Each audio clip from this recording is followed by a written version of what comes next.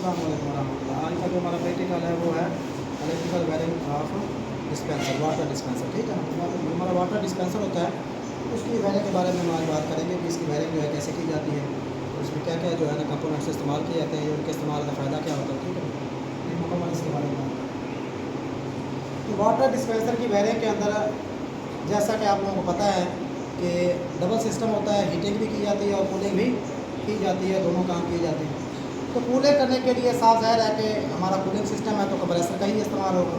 उसमें ठंडक पैदा करने के लिए जैसा हमारा सिस्टम जो है कंप्रेशन सिस्टम इख्तियार किया जाता है तो उसमें कंप्रेसर का यूज़ लाजमन होता है। ठीक है ना, तो इसमें एक तो कंप्रेसर मोटर का यूज़ किया गया, दूसरा कंप्रेसर जो है उसके लिए साफ ज़ाहिर मैकेनिकल साइकिल है, उसके अंदर कंडेंसर है, कंप्रेसर है, कंडेंसर है, रेफ्रिजरेंट कंट्रोल है, इवेपोरेटर है, तमाम चीज़ें लगी हुई हैं जिसकी वजह से उसके अंदर उसकी ठंडक पैदा की जाएगी। तो वाटर डिस्पेंसर के अंदर डबल वेपोरेटर होता है। एक वेपोरेटर जो है बतौर टैंकी के अंदर मौजूद पानी को ठंडा रखने के लिए, और एक वेपोरेटर जो है हम नीचे एक छोटा सा कैबिन बना के उसमें लगा देते हैं ताकि वहाँ पर हल्की फुल्की अद्वियात वगैरह या छोटी मोटी जो चीज़ें जिनको ठंडा करना मकसूद हो उनको रखा जा सके, छोटा सा कैबिन बनाया जाता है। ठीक है, इस तरह से एक तो हमारा हो गया कूलर का साइकिल जिसके लिए कंप्रेसर का यूज़ होगा। तो कंप्रेसर को कंट्रोल करने के लिए साथ साथ एक वायरिंग की जाएगी, उसके शरीर में कुछ कंपोनेंट्स लगाए जाएंगे जो उसकी हिफाजत करेंगे या उसको ऑन या ऑफ करने में या ऑटोमेटिक करने में मदद देंगे। ठीक है, इसी तरह से जो हमारा हीटर है, हीटर जो है जो दूसरा सिस्टम जो हमारा डिस्पेंसर के अंदर होता है वो पानी को गर्म करने का होता है। तो पानी को गर्म करने के लिए साफ ज़रा हीटर का ही इस्तेमाल किया जाएगा।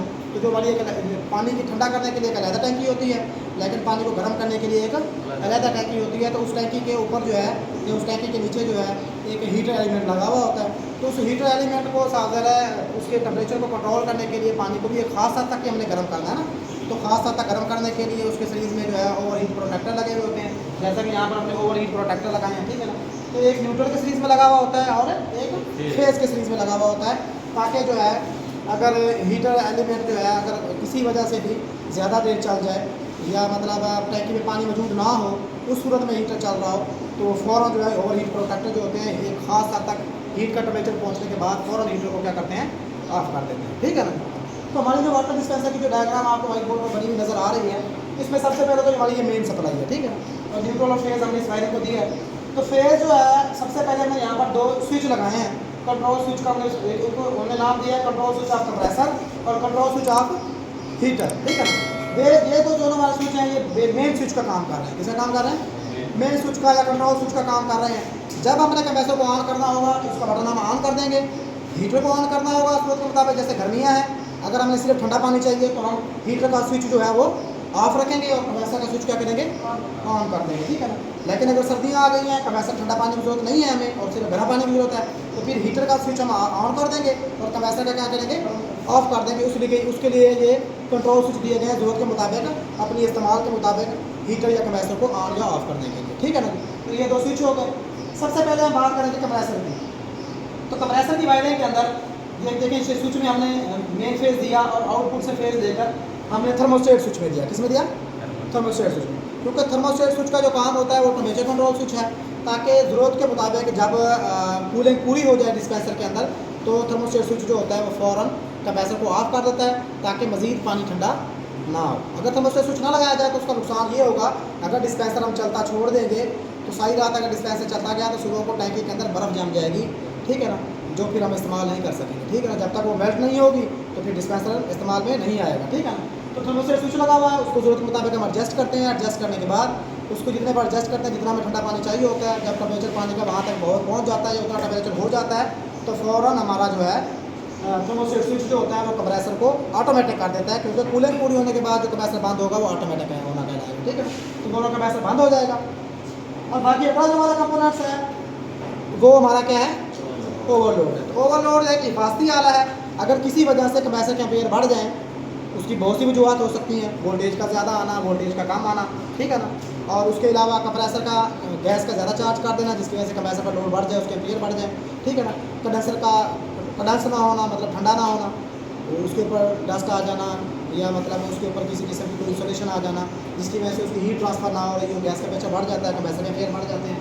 तो ओवरलोड प्रोटेक्टर जो हमारा है ये कंप्रेसर की कॉमन के सीरीज़ में लगाया जाता है, थर्मोस्टेट भी कॉमन के सीरीज़ में लगाया जाता है। ठीक है, बाकी ओवरलोड जो हमारा है जैसे ही हमारा किसी वजह से कंप्रेसर ज़्यादा एम्पेयर लेना शुरू करेगा या कंप्रेसर ज़्यादा गर्म होना शुरू होगा, तो ये दोनों सूरतों में काम करता है। मतलब ओवरलोड जो हमारा होता है ओवरलोड प्रोटेक्टर भी होता है, कंप्रेसर के ज़्यादा एम्पेयर लेने की सूरत में भी ऑटोमेटिक ट्रिप कर जाता है। ओवरलोड से जो चीज़ बंद होगी वो ट्रिप होना कहलाएगी, क्योंकि किसी फॉल्ट की वजह से बंद हो रही होगी, या किसी वजह से कंप्रेसर ज़्यादा गर्म होगा तो ये कंप्रेसर के साथ लगा हुआ होता है। ओवरहीट प्रोटेक्टर भी ये होता है, अगर किसी वजह से कंप्रेसर ज़्यादा गर्म हो रहा होगा तब भी उस सूरत में भी इसका सर्किट ओपन हो जाएगा और कंप्रेसर जलने से बच जाएगा। बाकी हमारी रिले है, तो मोटर की स्टार्टिंग के वक्त, क्योंकि मोटर के अंदर जो स्प्लिट फेज इंडक्शन मोटर है तो इसमें दो किस्म की वाइंडिंग की जाती है, एक रनिंग वाइंडिंग और एक स्टार्टिंग वाइंडिंग। तो दो किस्म की वाइंडिंग की गई है। तो जैसा कि आपको ये नज़र आ रहा है कि ये फेज़ जो हमारा है, फेज़ यहाँ से गया कॉमन के थ्रू, उसने रनिंग में भी सर्कुलेशन मुकम्मल की और स्टार्टिंग में भी सर्कुलेशन मुकम्मल की। तो दोनों तरह से सर्कुलेशन मुकम्मल होती है। तो फेज़ देखें यहाँ से ऐसे आएगा, न्यूट्रल के थ्रू सर्कुलेशन मुकम्मल कर जाएगा, ठीक है ना। अब ये रिले जो होती है इसका काम ये होता है कि मोटर की स्टार्टिंग के वक्त मोटर की दोनों वाइंडिंग, मोटर की स्टार्टिंग के वक्त मोटर की दोनों वाइंडिंगों रनिंग और स्टार्टिंग में करंट को पहुंचाना, और जब मोटर की स्पीड 75 फेज तक पहुंच जाए तो स्टार्टिंग वाइंडिंग को सर्किट से अलहदा करना और उसके बाद रनिंग वाइंडिंग में मुस्तकिल तौर पर करंट को पहुंचाते हैं, ठीक है ना। तो ये रिले का काम होता है। करंट रिले हो गई, पीटीसी रिले हो गई, जो कंप्रेसर के साथ लगाई जाती है, उनका काम यही होता है कि स्टार्टिंग के वक्त दोनों वाइंडिंगों में करंट को पहुंचाना, ताकि क्योंकि स्टार्टिंग के वक्त जो मोटर होती है उसका रोटर साकिन होता है, तो उसको मुतारिक करने के लिए ज़्यादा टॉर्क की, ज़्यादा पावर की ज़रूरत होती है। तो दोनों वाइंडिंगें मिलकर जो है ज़्यादा मैग्नेटिक फील्ड पैदा करती हैं, जिससे साकिन रोटर हमारा आसानी से मुतारिक हो जाता है, रनिंग में आ जाता है। और जब मोटर की स्पीड 75 फेज तक पहुंच जाती है तो फिर स्टार्टिंग वाइंडिंग को सर्किट से अलग कर दिया जाता है। उसके लिए इस्तेमाल किया जाता है रिले स्विच। तो रिले स्विच का यही काम होता है। तो मिसाल के तौर पर ये हमारा फेज यहाँ पर आया रिले के अंदर, ठीक है ना। तो रिले में वो रिले के ये जो हमारी पतली नज़र आ रही है आपको, इसके इनपुट पॉइंट से कॉमन में चला गया कॉमन में, और यहाँ से रनिंग में चला गया, रनिंग से चला गया। रनिंग वाइंडिंग में सर्कुलेशन मुकम्मल करने के बाद कॉमन में पहुँचेगा और कॉमन के थ्रू सर्कुलेशन मुकम्मल कर जाएगा, ठीक है ना। लेकिन पीटीसी रिले जब स्टार्टिंग के वक्त हमारी रिले कंप्रेसर को स्टार्ट किया जाता है तो पीटीसी रिले ठंडी होती है, जिसकी वजह से इसकी मज़ामत कम होती है और वो करंट को पूरा का पूरा गुजरने देती है। लेकिन कोई भी मोटर स्टार्टिंग के वक्त अपने नॉर्मल करंट से 3 से 6 गुना ज़्यादा करंट लेती है, जिसकी वजह से जब ज़्यादा करंट पीटीसी धात में से गुजर कर जाएगा। पीटीसी धात वो धात, तमाम दूसरे धातें पीटीसी होती हैं, मतलब इसको कहते हैं positive temperature coefficient. Positive temperature coefficient धातें वो धातें होती हैं जो आम तौर पर उनकी मज़ामत कम होती है, लेकिन गर्म होने पर उनकी मज़ामत ज़्यादा हो जाती है और फिर वो करंट को नहीं गुजरने देती। तो ये पीटीसी धात जो हमने लगाई है, ये हमारी एक धात होती है। स्टार्टिंग में ये ठंडी हालत में होती है तो इसकी मज़ामत कम होती है, इसकी रेजिस्टेंस कम होती है, तो ये करंट को क्रॉस होकर स्टार्टिंग वाइंडिंग में जाने देती है। तो जब मोटर स्टार्टिंग वक्त अपने नॉर्मल करंट से 3 से 6 गुना ज़्यादा करंट लेती है, तो फिर जब इस रिले में से 3 से 6 गुना ज़्यादा, मतलब ये मोटर जो हमारी है ये आधा एम्पेयर लेती है, लेकिन स्टार्टिंग के वक्त ये 3.5 एम्पेयर ले रही है। तो 3.5 एम्पेयर करंट गुजर कर जब हमारा जाता है स्टार्टिंग वाइंडिंग में, तो पीटीसी धात में से गुजर कर जाता है, तो पीटीसी धात फौरन गर्म हो जाती है और उसकी रेजिस्टेंस बढ़ जाती है। तो कुछ सेकंड के लिए तो करंट गुजरने देती है, जिससे मोटर हमारी आसानी से स्टार्ट हो जाती है, ठीक है ना। उसके बाद पीटीसी धात गर्म हो जाती है, जब तक इसके साथ करंट अटैच रहेगा ये गर्म ही रहेगी, ये करंट गुजरने नहीं देगी, ठीक है ना। तो पीटीसी रिले का काम जो होता है मोटर की स्टार्टिंग के वक्त मोटर की दोनों वाइंडिंगों में करंट को पहुंचाना, और जब मोटर की स्पीड 75 फेज तक पहुंच जाए तो स्टार्टिंग वाइंडिंग को सर्किट से अलहदा करना और रनिंग वाइंडिंग में मुस्तकिल तौर पर करंट को पहुंचाते रहना, ठीक है। एक तो ये हो गया, ठीक है।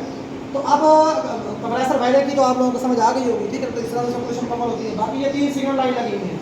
तो बाज़ डिस्पेंसरों के फ्रंट के ऊपर 3 सिग्नल लाइट्स लगी हुई होती हैं, जिससे हमें पता चल रहा होता है कि इस टाइम हमारा डिस्पेंसर काम कर रहा है या नहीं कर रहा। मिसाल के तौर पर ये है main power supply signal light, मतलब अगर आपका स्विच बोर्ड में लगा हुआ लाइट है या नहीं है, इस चीज़ की निशानदेही करेगी कि आया कि डिस्पेंसर में लाइट आ रही है, उसका स्विच ऑन है या नहीं है, वो ऑफ है। वो दूर से ही हम उसकी सिग्नल लाइट को देख कर ये अंदाज़ा लगा लेते हैं कि आया कि डिस्पेंसर ऑन हालत में है या ऑफ है। इसी तरह से ये हीटर सिग्नल लाइट है, मतलब हीटर जिस वक्त ऑन होगा तो ये सिग्नल लाइट काम कर रही होगी। और ये कंप्रेसर सिग्नल लाइट है, जब हमारा कूलिंग पे हमने सिस्टम चला रखा होगा तो कंप्रेसर ऑन होगा तो ये कंप्रेसर ऑन होने की निशानदेही करेगी कि हमारा कंप्रेसर चल रहा है, ठीक है ना। इन लाइट्स को न्यूट्रल हमने डायरेक्ट दे दी है, एक पॉइंट पे न्यूट्रल डायरेक्ट दे दी, और फेज जो हमारा है, जो हमारी मेन पावर वाली है, उसको हमने मेन में से इसमें से तो मेन सप्लाई की जो हमारी सिग्नल लाइट है, जैसा कि न्यूट्रल तो हम तीनों लाइट्स को डायरेक्ट दे चुके हैं, तो फेज हमने देखा कि यहाँ इनपुट से मेन में से ही फेज हमने इस सिग्नल लाइट को दे दिया। मतलब जैसे ही स्विच हम लगाएंगे तो फेज हमारा जब स्विचों के इनपुट तक पहुँचेगा तो मेन पावर सप्लाई वाली जो हमारी सिग्नल लाइट है उसमें भी फेज पहुँच जाएगा। न्यूट्रल वैसे भी लगा तो ये वाली हमारी सिग्नल लाइट फौरन ऑन हो जाएगी, ठीक है ना जी। और जब हमने जरूरत के मुताबिक कंप्रेसर को ऑन करेंगे, कंप्रेसर को ऑन करेंगे तो फेज यहाँ से क्रॉस होगा स्विच के थ्रू। जैसे ही थर्मोस्टेट में पहुंचेगा, थर्मोस्टेट अगर हमारा ऑन हालत में होगा तो थर्मोस्टेट के आउटपुट से जब करंट कंप्रेसर को मिलेगा तो थर्मोस्टेट के आउटपुट से करंट इस सिग्नल लाइट को मिलेगा। तो ये कंप्रेसर की निशानदेही करेगी। तो जैसे ही थर्मोस्टेट हमारा ऑन होगा उस सूरत में कंप्रेसर चल रहा होगा तो सिग्नल लाइट चल रही होगी, ठीक है ना जी। अगर लाइट चल रही है और कंप्रेसर ऑन नहीं हो रहा, कूलिंग नहीं होगी, तो फिर फॉल्ट हमारा ओवरलोड का या रिले का या कंप्रेसर का होगा, ठीक है ना जी, या न्यूट्रल का भी हो सकता है। इसी तरह से ये हीटर की लाइट है, तो हीटर को जो है न्यूट्रल तो हमने डायरेक्ट दे दिया, लेकिन जो हमारा फेज था वो हम जब हमारा हीटर कंट्रोल स्विच वाला जो स्विच ऑन होगा तो फेज यहाँ से क्रॉस होकर इस ओवर हीट प्रोटेक्टर में आएगा फेज वाले में, तो फेज यहाँ से आउटपुट से मारा जाएगा सिग्नल लाइट को। जब हीटर ऑन होगा तो लाइट जा रही होगी, जब कूलिंग मतलब हीटिंग पूरी हो जाएगी, ओवर हीट प्रोटेक्टर की सर्किट ओपन हो जाएगा तो उस टाइम सिग्नल लाइट हमारी ऑफ हो गई, ठीक है ना। इसी तरह से जब कंप्रेसर हमारा कूलिंग पूरी होने पर थर्मोस्टेट ऑटोमेटिक करेगा, उसके पॉइंट्स जुदा होंगे यहाँ से, तो फेज इनपुट में तो आ रहा होगा, आउटपुट में नहीं आ रहा होगा, तब हमारी कंप्रेसर की सिग्नल लाइट भी ऑन ऑफ हो जाएगी, ऑन नहीं होगी, ठीक है ना। तो इस तरह से ये हमारी होगी सिग्नल लाइट्स की वायरिंग। इसी तरह से हमारे हीटर है, तो हीटर सादा हीटर टैंकी के ऊपर लिपटा हुआ होता है या टैंकी के नीचे या उसके साथ फिट किया गया होता है। तो हीटर की दो पॉइंट है, ये पॉइंट है, ये पॉइंट है। एक पॉइंट को न्यूट्रल दी है, लेकिन दोनों पॉइंटों के सीरीज में ओवर हीट प्रोटेक्टर लगे हुए हैं। एक ओवर हीट प्रोटेक्टर न्यूट्रल के सीरीज में लगा हुआ है और एक फेज के सीरीज में। जैसे ही आप हीटर ऑन करेंगे, ये वाला बटन ऑन करेंगे तो फेज यहाँ से गुजरकर ओवर हीट प्रोटेक्टर के इनपुट में जाएगा और आउटपुट से हीटर को मिल जाएगा, और न्यूट्रल हीटर को एक प्रोटेक्टर में आ रही है, उससे निकलकर हीटर में आ रही है। अगर एक ओवर हीट प्रोटेक्टर किसी वजह से ख़राब हो जाता है तो दूसरा काम लाजमी करेगा, इसलिए डबल सेफ्टी की गई है कि अगर एक काम नहीं करा तो दूसरा तो कम से कम काम करेगा ना, तो इसलिए डबल सेफ्टी दी गई है। समझ आ रही है बात की। तो इस तरह से हमारी डिस्पेंसर की वायरिंग थी। इस वायरिंग के अंदर हमारे जो है टोटल 5 कंपोनेंट्स ऐसे हैं जिनको न्यूट्रल फेज देना जरूरी है, जिनमें सबसे पहले हीटर है, ठीक है ना, और 3 सिग्नल लाइट्स हैं, ठीक है ना, और एक कंप्रेसर है। ये जो हमारे 5 कंपोनेंट्स हैं, इनको जब तक न्यूट्रल फेज नहीं देंगे तो ये वर्क नहीं करेंगे। बाकी जो सारे कंपोनेंट्स लगे हुए हैं, ओवर हीट प्रोटेक्टर है, ये स्विच है, थर्मोस्टेट है, ओवरलोड है, रिले है, ये सारे कंट्रोल कंपोनेंट्स हैं। मतलब इस चीज़ों को चलाने के लिए, इनकी हिफाजत के लिए इनके सीरीज में लगाए गए कंपोनेंट्स हैं, जिससे उसकी हिफाजत की जाए, उसकी वर्किंग में बेहतरी लाई जा सके, ठीक है ना। तो ये मुख्तलिफ कंपोनेंट्स इस्तेमाल किए जाएंगे। तो ये हमारी डिस्पेंसर की वायरिंग थी, जो तकरीबन आपको समझ आ रही होगी, ठीक है ना जी। जज़ाकल्लाह।